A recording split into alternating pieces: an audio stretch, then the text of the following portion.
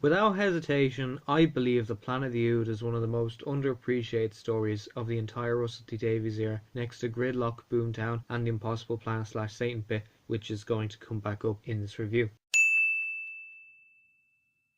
Oh yes, it was well received, I'm aware of that, and not just by critics but the majority of fans too. However, I feel it's unnecessarily faded out or put into the background when people look at the highlights of the Tennant run. Maybe that's down to its placement as episode 3. The first run of episodes are valuable to the survival of the series, yes, but they repeat a lot of tropes and beats, rebooting themselves. While you don't expect them to be bad or particularly good, you don't usually give that much thought to them, unless they're aggressively bad or incoherent slush like these. They serve a purpose to get the people watching, but they're ephemeral. They fade from memory and are expected to get lost in the moving BBC enterprise that is Doctor Who. But Planet of the Ood does not deserve that fate. It is a staggeringly powerful 45 minutes of television, until the next story, one of the most traditionally Doctor Who episodes made by BBC Wales at that time. When I first heard they were going to make an episode about the Ood and their origins in Series 4, I was so excited. My head just went into overload. So many possibilities. And then with the first episodes behind it, and you're really starting to dig this new Doctor-companion dynamic, well, as a kid watching it during a time when Doctor Who was getting a big popularity resurgence, it was a foregone conclusion I was going to like this. That was 10 years ago. What about now? What's changed for me? Well, since I feel it's underappreciated, obviously I still have a strong connection to it. To this day, I feel that the assembly of David Tennant's Doctor and Catherine Tate's Donna Noble was one of the best pairings in the whole show. I feel there's so much joy in seeing these two on screen. The enthusiasm, but weight and age of David's Doctor, and the hilarious, endearing Catherine Tate-ness, that's a new word, of Donna, mixed with some bloody amazing pathos. Like, I felt everything when she left. It really hurt me inside. I would have gladly seen 5 more series with these two. Ah well, that's drama, that's change for you. We've still got the audios as consolation, I think.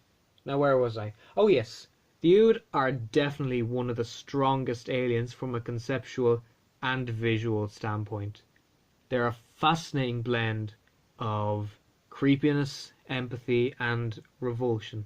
They're as intriguingly alien as their cousins the Sensorites, who first appeared in the 60s with William Hartnell. Thank you, Mr. Davies and Mr. Temple, for that. You've added that little bit more to the canon without detracting from it. Also, the Ood voice, the translator ball by Silas Carson, and the singing by Mark Chambers adds a lot to the image of the Ood. They were used as a Legion of the Beast, and then died a rather unglamorous death, so it makes sense they would be developed further. Planet pokes holes in the idea of a race born to serve, because as the Doctor objectively comments, a race born to serve could never have evolved. And over the course of the episode, you get to see the Ood as we knew them, the unprocessed natural Ood, the little hindbrain in their hands, the rabid feral Ood, and the hive mind Ood brain. It's solid world building, and despite the uniformity of their appearance, there are subtle differences with the super effective animatronic masks, although that's probably not intentional. In all Doctor Who, you get 1 or 2 great masks and a few low quality ones, i.e. the Ice Warriors. Also fascinating are the different stages of possession. We've seen the Ood go scary with the red eyes, but you also get the animalistic rabid ones, which don't speak but growl.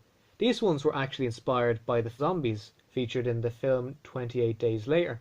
And even though there's always one shot that hasn't aged well, the mix of CGI map paintings and a practical fake snow location still works well nicely in bringing the Ood sphere to life. I gladly put the last shot of the episode in a frame and hang it on my wall. The episode has a great cast too, the obvious one being Tim McInerney as Mr. Halpin, whose first name is revealed as Kleiman in a deleted scene.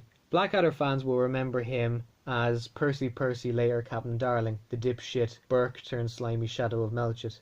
I think he's a really great villain. Tim gives Halpin a lot of character and remorseless glee. If they ever make this one into a novel, they totally have to dedicate a chapter to him, much like Russell T Davies did Wilson in his novelisation of Rose. It could be a really engaging read. You also have Solana, the PR woman played by Irwana of Coronation Street in Holby City.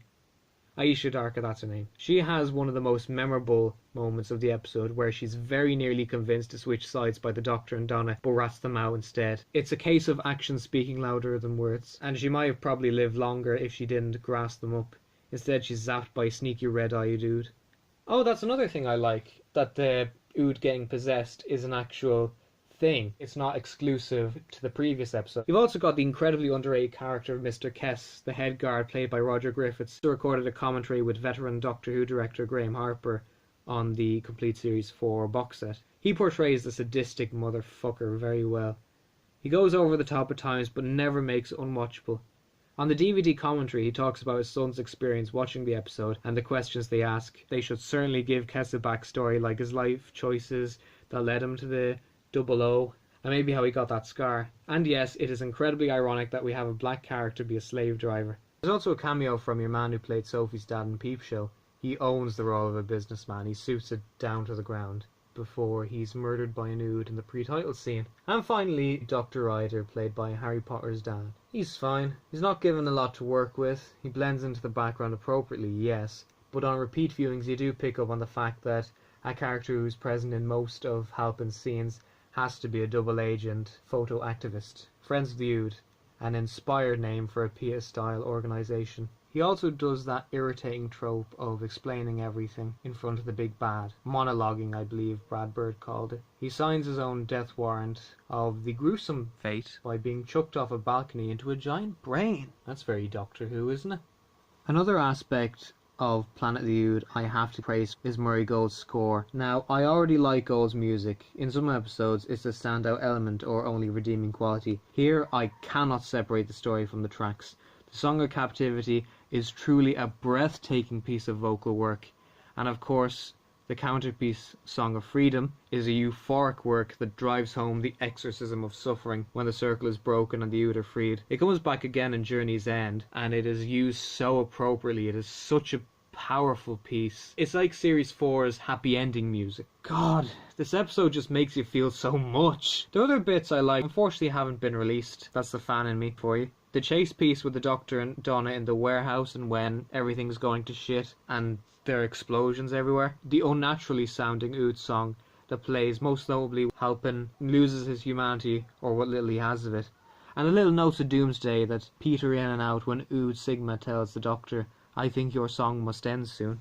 But inevitably I have to talk about one of Planet of the Ood's most famous scenes, which is foreshadowed noticeably as can be seen on repeat viewings. Throughout the episode, one of Halpin's idiosyncrasies is the constant ordering of Ood Sigma to pour him glasses of hair tonic. He's balding and attributes the hair loss to 5 years stressing over managing the company. He is of course wrong, and it's actually something else. The tonic would appear to be a placebo, as it has the opposite effect, causing his hair to fall out in great big clumps. So Lana also asks a question in her speech, which is ironically juxtaposed over a running Ood and men with guns. She says, "What is an Ood but a reflection of us?" It can't be a coincidence that director Graham Harper drops in a few shots of Halpin with the Ood, or casting someone like Tim McInerney, a man with a unique face. Anyway, we see Halpin unravel slightly when he's near the Ood brain in Warehouse 15. Towards the end of the episode, in an act of desperation, he attempts to blow up the missing link. He kills Dr. Ryder and points a gun at the Doctor and Donna, who have been led to the warehouse by Ood Sigma. There's a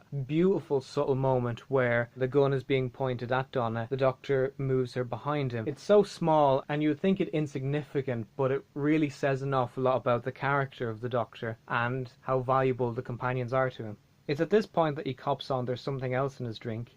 His face goes all funny, like he's going to get sick, and the Doctor acts like a smug bastard relishing what's coming next. He hasn't been poisoned by the Ood because natural Ood can't kill. Instead, though, he's been dosed with a compound that turns him into one. Halpin tries to gain control of himself, but the Ood brain wins the battle, and an incredibly memorable, horrific moment, he peels off his scalp to reveal an Ood head, he pukes up the tendrils, or fronds as they're called. After the face of Tim McInerney has completely gone, become fully Ood, and a different actor of course, he sneezes out the second brain. The production team had to really fight for this scene to work. There were several versions shot, one briefly glimpsed on Doctor Who Confidential, that were rejected because they were supposedly too horrifying. I think they managed to get the right blend, they don't show you everything he goes through, you just see the little bits. Less is more, as they say. It's a disturbing instance of poetic justice, but darkly satisfying. I wonder if Kess would have gotten a similar fate in an earlier draft. He disappears in the next shots though. I don't know if that's on purpose or an error. I wonder what happened to Halp and Ood though. I suppose they looked after him as Ood Sigma promised, but I wonder how much of the old character remains. That's a question for a book though.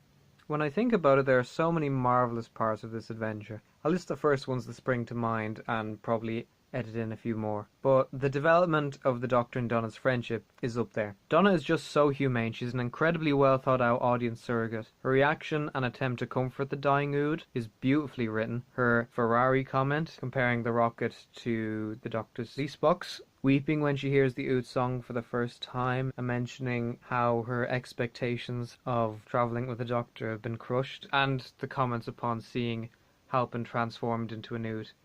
The Doctor's response as well is a small levity, but also carries forth the central theme of the story. Her excitement at the prospect of stepping out onto another planet is great. Those little things I can't begin to count. All in all, the development of Donna from her reintroduction in Partners in Crime through to the fires of Pompeii, and then here, and it's only going to continue to get better, is wise, intelligent character writing, and no competition, in my book, the best companion of David Tennant's time as the Doctor, and the whole Davies tenure. For all the praise I've sung for this episode, yeah, I went there, you must wonder what I don't like about it. Well, that can be hard for me to find some days, so these might come across as nitpicky.